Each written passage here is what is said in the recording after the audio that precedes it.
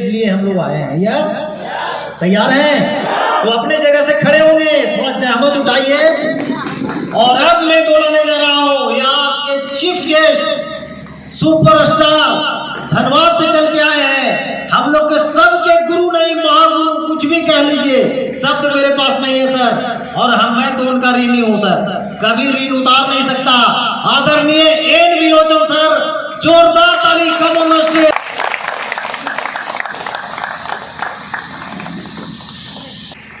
जी नमस्कार, अस्सलाम वालेकुम, जय आरसीएम। दोस्तों, बाहरी दुनिया का बिजनेस और इस आरसीएम का बिजनेस दोनों में अंतर है कि बाहरी दुनिया वाले अपने बिजनेस का सीक्रेट किसी को नहीं बताते, क्योंकि उनको डर होता है कि कोई हमारा कॉम्पिटिटर तैयार हो जाएगा। हम अपना सीक्रेट बताते हैं कि कोई हमारी परंपरा को ढोने वाला तैयार हो जाएगा। यही अंतर। हम चिल्ला चिल्ला कर अपनी इनकम बताते हैं और इनकम कैसे पाना है उसकी तरकीब भी बताते हैं कि अपने जज्बात में एक बरकत पा रखता हूँ, दिल का सच्चा हूँ, मोहब्बत की जुआ रखता हूँ। ढलते सूरज ये सफ़ेद बाल, ढलती सूरज की हंसी तुम न उड़ाना यारो, लाख बूढ़ा हूँ गिरा दे तो जवा रखता हूँ। तो ये मेरी इंट्रोडक्शन है। आप उस पर मत जाइए। डाकिया कैसा भी हो, क्या फर्क पड़ता है? वो मनी ऑर्डर जो लाया है उससे फर्क पड़ता है। डाकिया तो कैसा भी हो सकता है, लेकिन हमारा उससे क्या? वो जो लाया है, तो लीडर कैसा भी, वो मैसेज जो दे रहा है उसको देखो। बहुत लोगों के पास आरसीएम की अपॉर्चुनिटी आती है, लेकिन लाने वाले लोग अच्छे नहीं लगते, तो हम उसको इग्नोर कर देते हैं, जो सही नहीं है मेरे ख्याल से। मेरा नाम एन विलोचन है, नलिन विलोचन। मैं मास्टर का बेटा हूँ। मेरी माँ बिहार गवर्नमेंट की टीचर रह चुकी है। अब वो जॉब में भी नहीं है, दुनिया में भी नहीं है। मेरे पिताजी भी एम्प्लॉय थे, बीसीसीएल एम्प्लॉय थे, ईसीएल एम्प्लॉय थे। मेरी फैमिली के 80% प्लस लोग जॉब में हैं। मैंने कहा कि मैं जॉब नहीं करूँगा। ये एक बहुत ही इम्पोर्टेंट सब्जेक्ट है, मैं इस पर 2 मिनट बात करना चाहता हूँ, क्योंकि मैं आपकी विजन क्लियर करना चाहता हूँ। दोस्त, आज देखो बिहार, झारखंड या हमारा ये उत्तर बिहार या उत्तर भारत, इधर हमारी जो कल्चर है क्या है, जहाँ बच्चे बड़े होते हैं बस नौकरी, बच्चे की पढ़ाई हो रही है, नौकरी। मेरे को एक बात बता दो कि पूरी दुनिया में एक भी ऐसा आदमी है जो जॉब करके अमीर बनाओ? नहीं। कामयाब बनाओ? नहीं।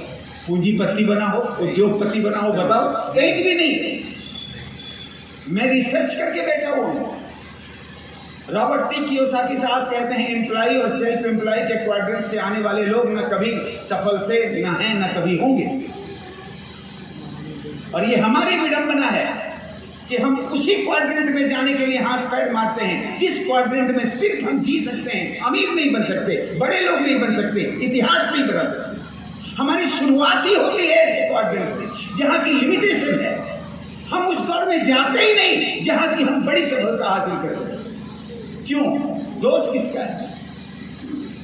दोस्त हमारी कल्चर का है, दोस्त हमारी एनवायरमेंट का है, दोस्त हमारी फैमिली की सोच की है।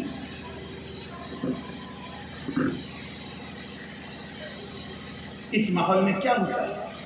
इस माहौल में एक बच्चा पैदा होता है।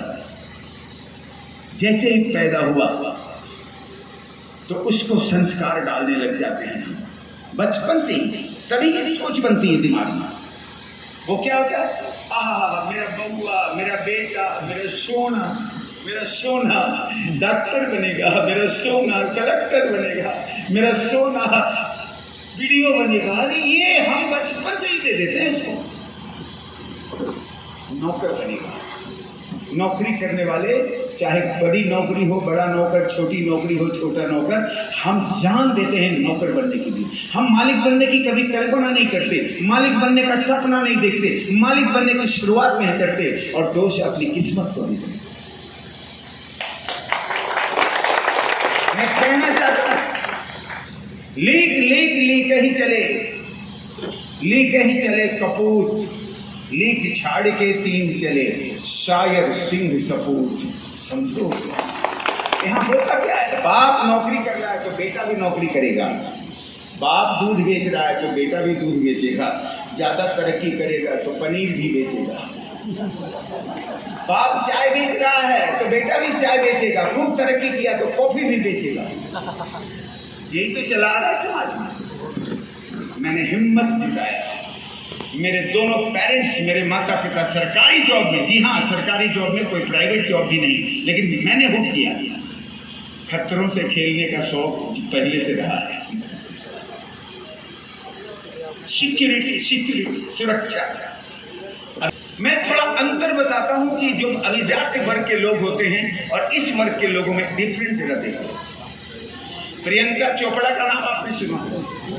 नहीं सुना? आप बताओ, अगर वो चाहती किसी कलेक्टर से शादी करना तो दर्जनों कलेक्टर उसकी चौखट पर नाक रगड़ते कि नहीं रगड़ते? प्रियंका गांधी का ही आपने नाम सुना होगा, पूरे विश्व में सबसे पावरफुल पॉलिटिकल लीडर की बेटी। यस, अगर वो चाह लेती उनकी मम्मी कि मेरा दामाद कलेक्टर हो, तो सैकड़ों कलेक्टर चौखटों पर नाक रगड़ता। क्या गलत बोल रहा हूं? बोलो ना। मुकेश अंबानी की बेटी ईशा अंबानी की अभी भी शादी हुई। मुकेश अंबानी अगर चाहते कि मेरा दामाद कलेक्टर हो तो 1000 कलेक्टर आवेदन देता। यस और नो? अरे बोलो हाँ या ना। मैं कहता हूं, क्या इन लोगों ने इनको चुना? अरे हम खुश हो गए, मेरा बेटा कलेक्टर बना, वो रिजेक्ट कर दिया। क्यों चुना? क्यों नहीं चुना? हेमा मालिनी क्यों नहीं कलेक्टर से शादी की? इतने सारे सफल सेलिब्रिटी के कोई भी हस्बैंड क्यों नहीं कलेक्टर रहा? बस इसलिए रहा कि उसका इससे संबंध हो नहीं सकता, क्योंकि मालिकों का संबंध कभी नौकरों से नहीं होता। हम क्या कहते हैं, हम नौकर बनने के लिए हाथ पाँव मारते हैं। कोई मना करते हैं आरसी कर लो, आरसी कर लो। क्या रखती है? मैं बताना चाहता हूं आपको, जरा सुनो मेरी बात। इस दुनिया में बहुत बड़े बड़े लोग आए, बहुत बड़े बड़े लोग। प्रॉफेट आए, रामकृष्ण आए, परमहंस आए, विवेकानंद आए, नेपोलियन बोनापार्ट आया, सिकंदर महान आए, गांधी आए, सुभाष आए, कितने बड़े बड़े लोग आए। एक का भी नाम बता सकते हो जो 2 बार आया? बोलो, कोई है जो 2 बार आया? जब इतने बड़े बड़े लोग 2 बार इस धरती पर नहीं पैदा हुए तो हमारी क्या औकात है कि हम 2 बार पैदा हों? अरे इसी एक जिंदगी में या तो इतिहास बना दो, नहीं तो हमेशा के लिए दफन हो जाओ। नौकरी करने वालों से मैं पूछता हूं, आखिर उद्देश्य क्या होता है आपका? करते क्या हो? बोलो। रात में घर, ऐसे ही हुआ ना? मैं फिर सुबह ऑफिस, फिर रात में घर, फिर सुबह ऑफिस, फिर ये सिस्टम। पड़ोसी मर गया, फुर्सत नहीं है। शादी में कोई फुर्सत नहीं है। वो किस लिए पैदा हुआ है? नौकर बनने के लिए पैदा हुआ। उसकी अपनी गोल कुछ भी नहीं है। वो मालिक को अमीर बनाएगा, खुद गरीब रहेगा सारी जिंदगी। यही होता रहता है। टाइम नहीं है उसके पास। साधारण बिजनेसमैन सुबह जाएगा दुकान, शटर अप, रात में शटर, दिन में शटर, रात में शटर, बस।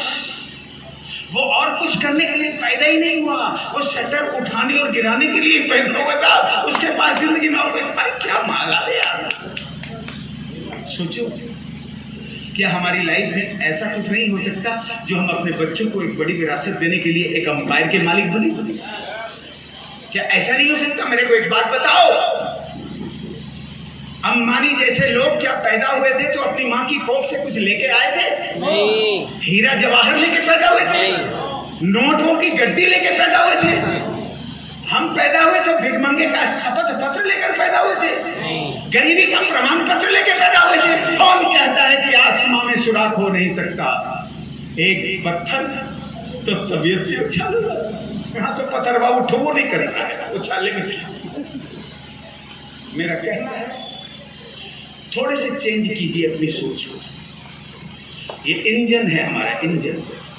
मर्सिडीज का बाप कहन हो गाड़ी का, अगर इंजन सीज हो गई वो नहीं चलेगा, क्योंकि मर्सिडीज भी चलती है तो इंजन की वजह से, इंसान का जीवन भी बढ़ता है तो इंजन की वजह से।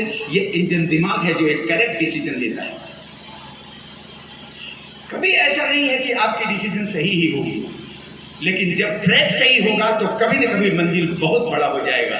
मैं आपसे कहना चाहता हूं, निवेदन करना चाहता हूं, अपने छोटे बड़े भाई बहन सभी से कहना चाहता हूं, एक सही निर्णय लो। जिंदगी में डिसीजन का बहुत बड़ा वैल्यू होता है। कमजोर लोग होते हैं जो फैसले नहीं लेते, मजबूत लोग होते हैं जो फैसले लेते हैं, क्योंकि फैसले लेते हैं वही जो दायरे से बाहर निकलने की हिम्मत रखते हैं। फैसले लो। अरे सिर्फ पेट भरने के लिए हम पैदा नहीं हुए। हाय हाय हाय, नौकरी 30 दिन रगड़ रगड़ के मेहनत किया, उसके बाद तनख्वाह 1 तारीख, और भी तनख्वाह का हाल बता दे। महीना में कितना हफ्ता होता है? कितना? पहला हफ्ता जब तनख्वाह मिला, और एक तो तनख्वाह भोगी है तो कुमकुम शर्मा, संजय शर्मा, पहला हफ्ता तनख्वाह मिला, मियाँ बीवी में राजी खुशी, नहीं खुशी खुशी है ना, ये माल भी है। दूसरा हफ्ता जब माल अधिकांश खत्म हो गया, फिर राजी खुशी। तीसरा हफ्ता जब करीब करीब सारा खत्म हो गया तो मियाँ बीवी में रस्सा कशी। चौथा हफ्ता जब पूरे खत्म हो गया तो फाका कशी। यही तो जिंदगी में होता है। मैंने कहा मेरी माँ टीचर, मेरा बाप भी गवर्नमेंट एम्प्लॉई। मेरी माँ आम खिलाने के लिए चांदी का पायल बंधक रखा करती थी। स्काउट में 10 दिनों की ट्रेनिंग के लिए गए थे तो कान की बाली माँ ने बंधक करके वो ड्राई फ्रूट मेरे को दिया था। मैंने कहा माँ बाप दोनों सरकारी नौकरी में है, तब तो इसको लेने पड़ते हैं लोन, कर्ज। मैं तो अकेला ही नौकरी करूंगा तो जिंदगी भर कर्जे ही लेते रहूंगा, नहीं कभी मेरे को नौकरी। मेरे बाबूजी ने कहा बड़ी तकलीफ हो रही है, तू बाप की नौकरी नहीं कर रहा। मैंने बोला कुछ भी हो जाए मैं नौकरी नहीं करता, आप छोड़ ही चुके हैं, इसको बेच दीजिए, बेच के पैसे ही हमको दे दीजिए, हम नौकरी मत दीजिए। देखो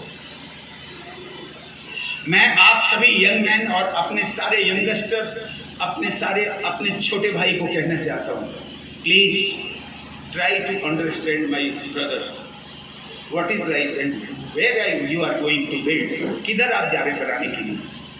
अरे यार, मिट्टी का घरोंदा भी समय लगता है बनने में, ये बिल्डिंग भी समय लगा है बनने में, जीवन भी समय लगेगा बनने में। लगाओ ना, क्यों शॉर्टकट में चाहते हो कुछ बनाना? अरे कुछ मेहनत करो, पसीने बहाओ, समय लगाओ, फिर जो वो बन जाएगा। किसी की औकात नहीं तुमसे छीन ले। ये तुम्हारा 15,000 में 1984 में मेरे पिताजी की नौकरी बिक गई, मैंने दे दी।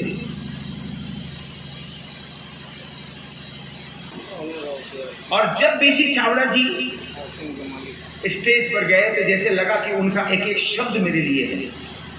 उन्होंने कहा नादान है तू कि तू अपने को अभागा कहता। अरे नादान, तेरी जिंदगी में कामयाबी नहीं, कामयाबी की बाढ़ आने वाली है, एक बार को उठ जा। और अभागा तूने अपने आप को कैसे कह दिया? अरे बेवकूफ, नादान, अभागे तो इस दुनिया में वो होते हैं जो कीड़े मकोड़े बनते हैं। अभागे तो इस दुनिया में वो होते हैं जो जानवर बनते हैं। तू इस संसार का सर्वश्रेष्ठ प्राणी इंसान है, फिर तू अपने को अभागा क्यों कहता? मैं कहता हूं कि तू अभागा नहीं है, तू भी अभागा नहीं है, बस ये कमी है कि तू अब तक जागा नहीं है। जागा। मैंने अपने आप से कहा, क्या मेरे जग जाने से मैं सफल हो जाऊंगा? क्या मैं अच्छा हो जाऊंगा? क्या मैं तरक्की कर लूंगा? उन्होंने कहा बस जितना बोला उतना कर, जाओ आरसीएम से जुड़ो। तू क्या था ये भूल जा, क्योंकि अतीत मुर्दा है, अतीत में जाएगा तो मुर्दा बन जाएगा। तू कहां जाना चाहता है उसे देख, क्योंकि भविष्य जिंदा है, भविष्य में जाएगा तो विजेता बन जाएगा, कामयाब। आज वही एन विलोचन आपके सामने खड़ा है, और ये आरसीएम में करोड़पतियों की लिस्ट जब बनेगी तो अंतिम में एक नाम इस एन विलोचन का भी होगा। ये एन विलोचन की लाइफ चेंज है। आज मैं 50,000 के आसपास जेब खर्च करता हूं, पॉकेट मनी। सर 2-4 महीना हमको किडनैप कर लीजिए, 2-4 लाख मिल जाएगा, क्योंकि खर्चा बंद हो जाएगा, इनकम तो चलती ही रहेगी। आज मैंने अब तक 5 गाड़ियां खरीदी है एसी। मैं आज अच्छे घर में रहता हूँ, वो मिट्टी का मकान जो मैंने बताया। आज मेरी पर्सनल बेडरूम होती है, मेरा ड्राइंग रूम होता है, मेरा पूजा घर होता है, मेरी पत्नी का भी एक अलग से रूम होता है, मेरे बच्चे के एक रूम होते हैं, शानदार कॉर्नर सूखे बनवाते हैं हम ऑर्डर से। क्या बात करते हैं। मेरे गैरेज में 2-2 गाड़ियां लगती है, एक गाड़ी में एन विलोचन चलता है, दूसरी गाड़ी में एन विलोचन की हेमा मालिनी चलती है। ऐसा कभी नहीं कि एन विलोचन चला गया तो हेमा मालिनी स्कूटी में जाएगी, जी नहीं। एक गाड़ी बाहर, दूसरी गाड़ी सेवा में। बोलो एक्स्ट्रा ऑर्डिनरी है या नहीं है? सही बात है। मेरी पत्नी एमराल्ड है, 1 लाख रुपये महीना, हाईएस्ट इनकम 1 लाख रुपये। वही पत्नी जिसका नाम मैंने पहले ही बता दिया, ललिता बोला था, उसका भी चित्रण कर देता हूं। वो जो झोपड़िया में रहते थे, दुबली पतली हड्डी सी दिखने वाली एक साधारण महिला, मथवा पर जब पल्लू लेती तो फटी हुई साड़ी से चूल दिखते। आज देख लो, हेवी, क्या गोरी, चक उल्टी साड़ी, माथे पर आंचल, बगल में आरसीएम का पर्स, शानदार टेस्ट लाल रंग की लिपस्टिक।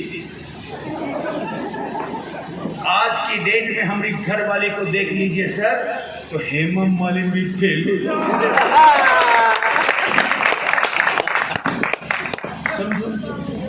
बोलो पुराना जीवन मेरा अच्छा था, आज का जीवन अच्छा? आज का जीवन पुराना वाला।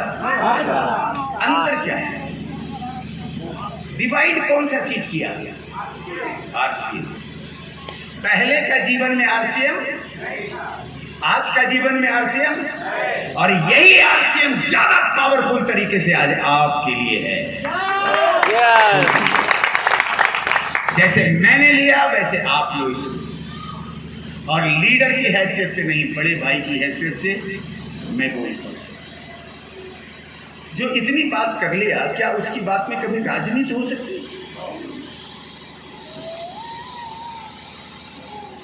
टीम में जाता हूं तो बहुत लोग कहते हैं कि सर थोड़ा डाई कर लीजिए ना सर, अभी आप थोड़े ना बूढ़े हुए। मैंने कहा रहने दो यार, पांव छूने वालों की संख्या बढ़ जाती है। कितना जवान बने, और अभी क्या हम बूढ़े लगते हैं? क्या इसके सफेद हो जाने से क्या पूरा? अरे जवानी अंदर होती, बाहर थोड़ी। और वास्तविकता होती है, उसको छिपाने की कोशिश, कुदरत से खिलवाड़ करने की कोशिश मत करो। तो बोलो मेरे जीवन का सबसे टर्निंग चीज क्या है? बोलो बोलो। आरसीएम। आरसीएम नहीं था तो हम बेकार थे, और आरसीएम आज है तो हम माला माल है कि नहीं है? सारा कुछ है ना? पैसे हैं, सम्मान है, सिक्योरिटी है, खुशियां है, क्या चाहिए और क्या चाहिए? बोलो ना। कितने लोग तो जिंदगी भर पैसा कमाते हैं, बगल वाला कोई पैसा नहीं, लेकिन आज हम धनबाद से आ गए यहाँ भी सैकड़ों लोग मेरे को जानते हैं। मान लो कभी तो हर लोग मरेगा, मैनेज मोटर, नो प्रॉब्लम। मान लो 1 साल बाद, 1 महीना बाद, 2 साल बाद या कभी भी मेरी मृत्यु की खबर आप तक पहुंचेगी, 2 मिनट के लिए आप गंभीर होंगे कि नहीं? मियां, जो घर का हीरो होता है मरने के बाद घर में वाला रोता है, जो देश के लिए मरता है उसके मरने के बाद पूरा देश रोता है। देश का हीरो, देश का हीरो।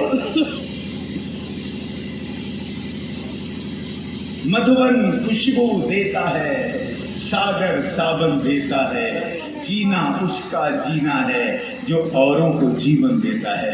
अरे 99 के चक्कर में तो सभी रहते हैं, हाय पैसा है ना, अपनी गाड़ी, अपना पैसा, अपनी बीवी, अपना बच्चा, लोग अपने अपने करते सेपरेट हो जाते हैं। पड़ोसी भी नहीं जानता कौन है नहीं बिलोची, कब जिया कब मरा पता भी नहीं चला। देश के लिए, समाज के लिए जियो। तो बोलो, सबसे टर्निंग पॉइंट आरसीएम रहा कि नहीं रहा? yes. तो आप भी इस आरसीएम को अपनाओगे? yes. बोलो yes. करोड़ों रुपए की इनकम मैंने ली है, 1 करोड़ नहीं। और वो सिस्टम भी है, छोड़िए। मैं यूपी जाता हूं तो 2 दिन, आज जाता हूं कल चला आता हूं, 2 दिन में मेरे को 1 लाख रुपए बात करता हूं तो मेरे को पैसे देते हैं 98,000 मेरे पे फोन में जमा करते हैं लोग, या फिर ऐसे भी कैश देते हैं। सोचो,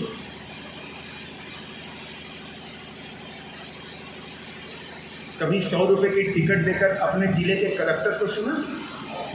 150 रुपए की टिकट देकर अपने सीएम को सुना? अब 200 की टिकट देकर नरेंद्र मोदी को कभी सुना? अब कभी सुनोगे? कभी सुनोगे भी नहीं। लेकिन जब बन जाओगे आरसीएम में जल के तब के, तो हम तो 150 ले रहे हैं, आपकी टिकट 500 रुपए बिकी। ये कैसा बिजनेस है कि हम कुछ नहीं देते हैं, सिर्फ 2 घंटा बोलते हैं तो हजारों रुपए मेरी जेब में आ जाए। क्यों ऐसा होता? इसलिए कि आप समाज के लीडर, आपकी आंखों में लोग अपनी कामयाबी की तस्वीर देखते हैं, आपके तरीके से वो चलते हैं तो आपके जैसे वो बन जाते हैं। क्या हुआ जब गुलशन में 1-2 फूल खिले?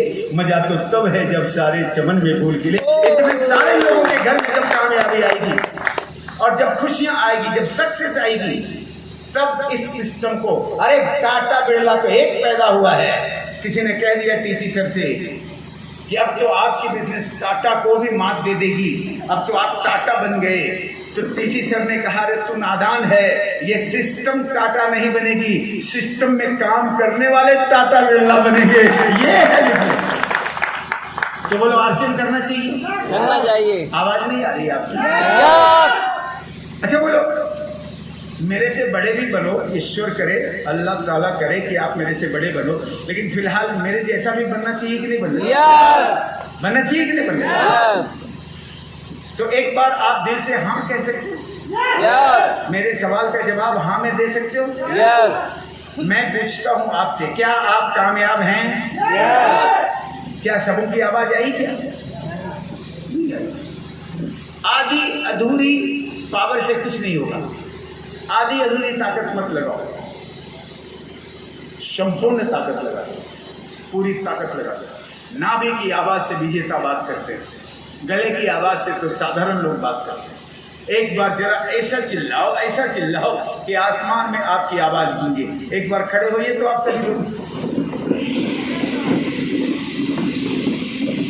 मेरे आदरणीय श्री बीसी सर कहते हैं कि विजेता नाभि की आवाज से बोलते हैं, और इस नाभि में आवाज आवाज कैसे आती है? अपने शरीर की सारी ऊर्जाओं को एकत्रित करो इस नाभि में, और जब कोई ललकार दे, चुनौती दे दे, तो उस नाभि की आवाज से ओंकार करो। मैं आपको चुनौती देता हूं, आपको ललकारता हूं। याद रखना, पत्नी के चेहरे पर मुस्कान देखना बहुत बड़ी बात है, बच्चों का मुस्तकबिल बनाना बहुत बड़ी बात है, जीवन में कामयाब बन जाना बहुत बड़ी बात है, और पूरे भारत में हीरो बन जाना बहुत बड़ी बात है। मर जाने के बाद भी लोगों की नजरों में जिंदा रहना बहुत बड़ी बात है। और इतनी बड़ी बात साधारण आवाज से नहीं होगी, एक बहुत बड़ी जोशीले आवाज से होगी। और मैं एक बात जानना चाहता हूं कि कितनी मोहब्बत आप अपनी पत्नी, अपनी बीवी से करते हो, कितनी मोहब्बत अपने बच्चों से करते हो, कितनी मोहब्बत अपने आप से करते हो। मैं जानना चाहता हूं, एक बार मेरे सवाल का जवाब दो, क्या आप कामयाब हैं? ये तो फॉर्मेलिटी हो गया, ये तो बिहारी अंदाज में बोला आपने, थोड़ा जीतने वाला अंदाज है। टीसी छावड़ा सर जी कहते हैं कि हुंकार करो, यस मत बोलो, हुंकार करो।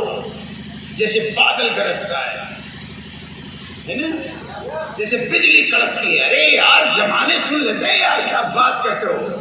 जैसे मेरे को बोलो एंड बिलोचन तू कामयाब है, मैं कहता हूं अरे शेर की तरह बोलो, क्या आप